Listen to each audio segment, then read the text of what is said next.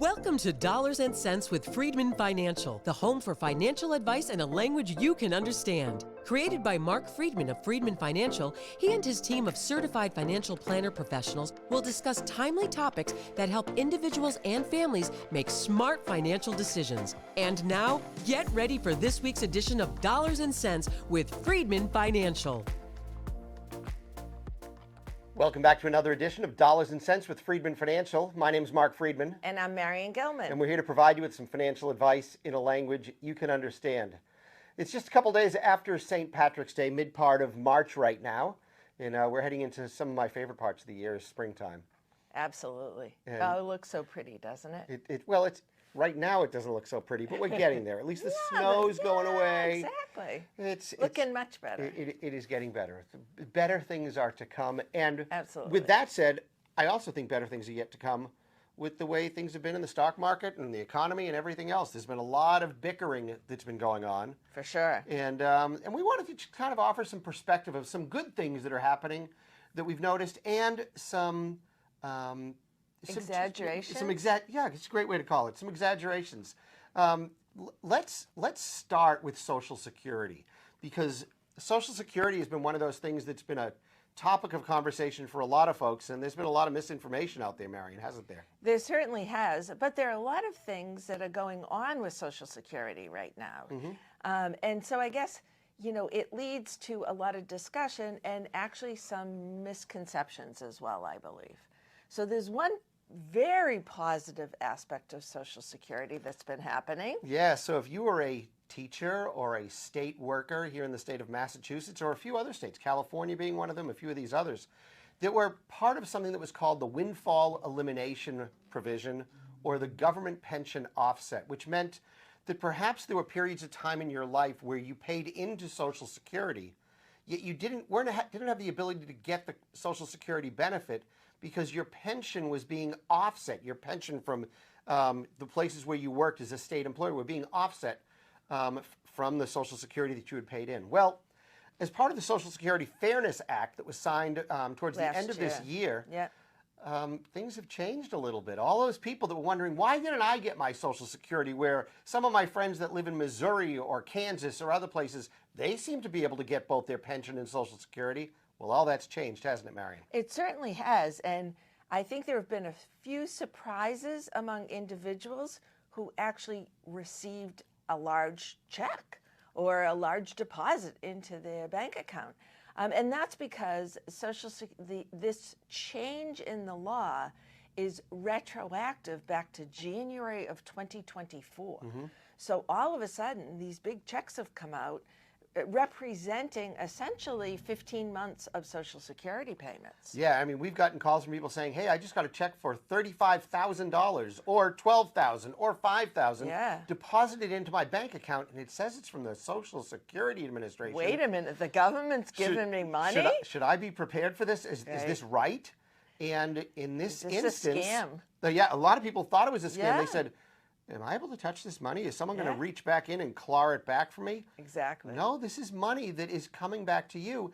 And if you got that lump sum check, chances are you're also going to continue to receive a check every month for probably 1/14 or 15th of that check, because you might have gotten a lump sum check that went back to January of 24 and it was paid for all of 24, maybe a couple months into 25. Correct, yeah. So good news. Yeah, that is really good news for many, many individuals. So it's not all bad news with Social Security, and we wanted to be sure to point that out, because there's also a lot of talk about, the failure of Social Security, or it's going away, it's going to run out of money. It's going to run out of money. So many different issues. Yeah, so we continue to look. Everybody gets their news sources from a variety of different places, and everything is headlines and clips and interpretations and all of that. And so, Marian, maybe you can share some of the stories and calls we've been getting here into the office that sometimes just really surprise us. Yeah, so I mean, we have people that are listening to. Sometimes it's their friends, sometimes it's other people, sometimes it's podcasters. It could be anybody. And actually there's stuff in the news as well that imply that there could be changes to Social Security. I can guarantee you this. There is going to be changes to Social Security. That's right. We've already had changes to Social Security happens. over the years. That's correct. But how will it impact people who are, let's say, collecting Social Security now, or those that are soon to collect Social Security? Right. How much of a change do you think they'll see? Yeah, and we've always said that it's unlikely that those who are already collecting Social Security, or let's say they're 55 to 60, so it is actually imminent that they will be eligible to collect Social Security. It's unlikely that there will be any change for them or any substantial change for them. Nothing to be concerned about that, oh my goodness, Right. Social Security is going to run out, and if I don't collect it now, I may not ever get it? Right. Is that true, Marion? So that's taking the projections to an absolute extreme. And you got to look at that and say, okay, there are how many millions of people in the U.S. who are currently collecting Social Security? And at least half of those people, and I think it's more like 60 or 70%, that is their sole source of income. So, and will be the sole source of income for those that need it in the future. That's right.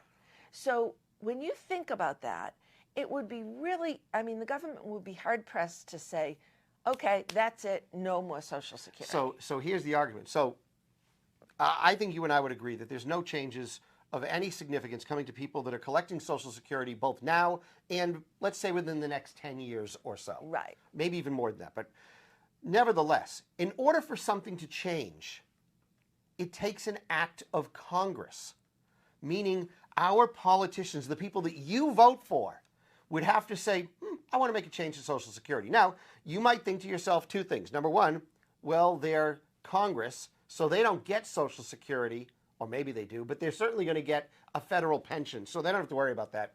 And then there's others, the real cynics, that are going to say, well, it doesn't matter what Congress is going to do. Our president is just a dictator, and he's just going to change it. Well, that's not going to happen. And remember, Social Security is not necessarily funded by government dictate. Social Security is largely funded through those of us who continue to work and pay into Social Security. That goes into paying the benefits for those currently receiving Social Security.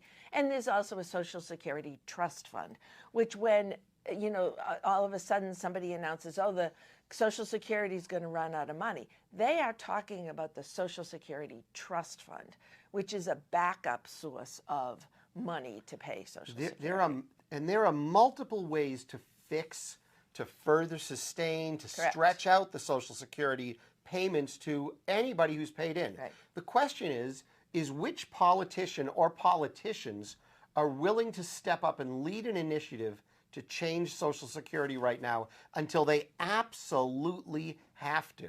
And none of them. And we've seen that because for years they've been saying we have to make changes to Social Security.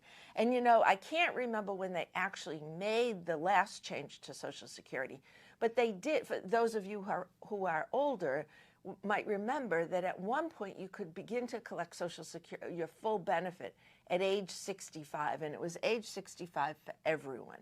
They have now slowly over many years changed that so that for those born in 1960 or later, the full retirement age is age 67. So they've moved it out by 2 years. They did that gradually. They did that with plenty of anticipation. So Lots of communication, exactly. Lots of warning. No politician is going to take it away immediately like that when people are dependent on it. I thought one of the funniest calls we got, it happened a couple weeks ago, when somebody called and they said, I heard that if my Social Security number ends in an odd number, I'm not going to be getting Social Security anymore. Where do you get this information from? It boggles my mind when I think about how people trust some of the information without putting any real logic behind it. Right. Yeah. You have to think back and say, okay, what is the probability of this happening? And we can't say, oh no, this is never going to happen, because you know what? I guess anything could happen. Anything I guess could happen, But logically, when you step back and you say Social Security is going to be non-existent tomorrow, that's taking it to an extreme that is highly unlikely. Right. There are so many commissions. Look, when I started in this business in 1991, there was an organization at Boston University at the time. I forget the woman's name who ran it. Oh, that's Boston College. Boston College. Alicia Manel. Manel, right. Right. And she actually just retired last year. All right. Well, she had put There you together go. a booklet Yep. that talked about all the different ways that Social Security could be fixed or stretched or better utilized so that we could don't have to have this discussion all the time. Right. That's 30 years ago. And by the way, Alicia Manel worked for the Federal Reserve for years before she created this institute. And she's not the only one. There are No. so many different scenarios. Right. Look, some of the scenarios that I've talked about, that she shares, that others have said are viable possibilities. Here's a couple of them. Number one, for anybody under the age of, let's say, 50, and I'm just grabbing a number out of the air, full retirement age, which now is 67 for those born after age 1960. But if you were 50 years or younger, full retirement age will now be 70. Yeah.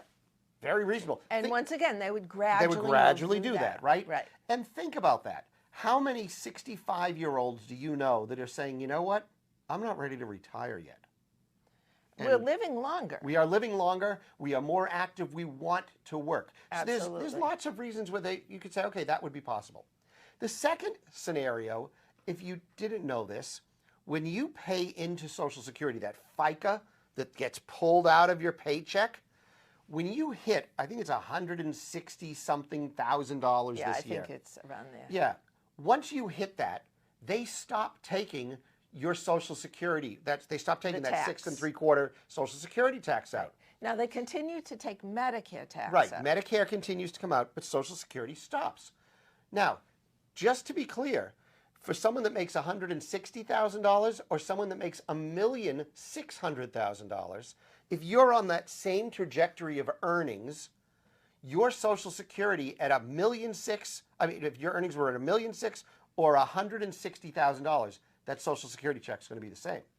That's right. So, one of the things that has been proposed is why not maybe stop taking Social Security out for people that make $160,000 or more for maybe the next $300,000 or $400,000 in earnings. And when you hit $500,000 in earnings for the year, now we start taking Social Security out again, but you're not going to get the Social Security benefit. It would still be the same as if you were making it 160. Right. That could solve the problem. There are so many ways that we can fix Social Security. And actually, there's a combination of ways, too, that they could implement a number of these scenarios. And it's not going to hurt any one person dramatically. And I think that's the key. I think everyone in the country probably understands that some changes are needed. And I think everybody would agree with some small change that doesn't just target them individually. Yeah, I also think it's interesting. So Christian and I are working on a project at Babson College with some students who are in the financial planning program over there, and we gave them a case to work on. And they were presenting some of the ideas within their case, and I said, well, what about the client's Social Security income that they'll collect when they retire? They said, oh, we just assume Social Security won't exist. I said, why would you do that? They said, well, our teacher told us. I mean, And you know, I might agree that it won't exist in the form it is today, but there will likely be some kind Something of social has to support be. system. Exactly. yeah, it's really remarkable, and I don't have the statistic in front of me of how many people actually rely exclusively on Social Security benefits. It's significant. It's- It's more than 50%. yeah, I it is a believe. very large number. And that average check, by the way, Yeah. well, here, I actually had a The report average here. check is something. It's under $2,000. Yeah, I think sure. I have it on here, is that right now, the average Social Security check in 2024 is $1,976 per month.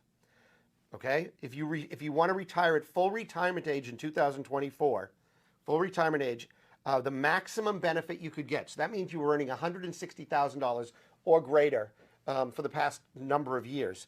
That check is about $3,822. If you choose to retire at age 62, the maximum check you could get right now is $2,710. And of course, something that we recommend all the time is delaying Social Security if you can until age 70. Right. There's an 8% increase to that benefit each Guaranteed. year. Guaranteed by the Social Security Administration. And not including cost of living. That's right. So it could even be more. Right. Delaying Social Security until age 70 increases the maximum benefit, get this, to $4,873 a month. That's almost $55,000 in income. Imagine you didn't have anything else. That's $1,000 a week from the Social Security Administration. Exactly. There's a lot of things to contend with. Right. And now some people we go back to the original thought here, Marion, of some of these teachers and state workers that got that windfall elimination money returned to them, and they go, well, if they can write those checks to all of those people, what's that doing to Social Security in the future? It's all going to work out. I hate to use the word trust me, because that's not the right phrase to use here, because there's a lot of changes that will happen here. Right. But don't let the pundits scare you that it's going away completely. Yes, I would totally agree. And that's financial advice in a language you can understand. If now's the time for you to get serious about your financial planning or investment management needs, I hope you'll give us a call, 978-531-8108, or visit us on the web, FreedmanFinancial.com. That's Freedman. 2 E's in a day. Financial.com. Go to the bottom of any page. You can put in your name, your email address, and sign up for our free weekly newsletter. Or go to the website, learn about us, the clients we serve, the fees we charge, the process that we take to doing real financial planning for you. That's going to do it for us this week. Red Sox start up any day now, so new season's coming.